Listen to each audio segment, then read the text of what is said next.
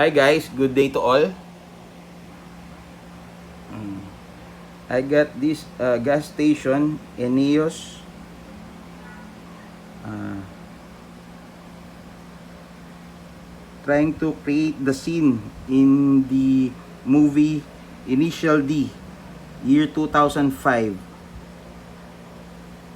Where's the Trueno uh, was uh, was broke down in the last race, then being towed.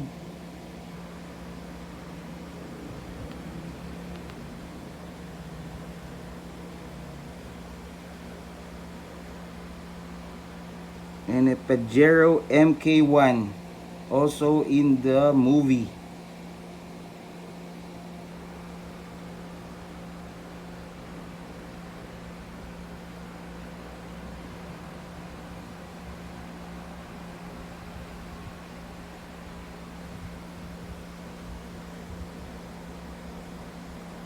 Thank you guys. Please subscribe. God bless you.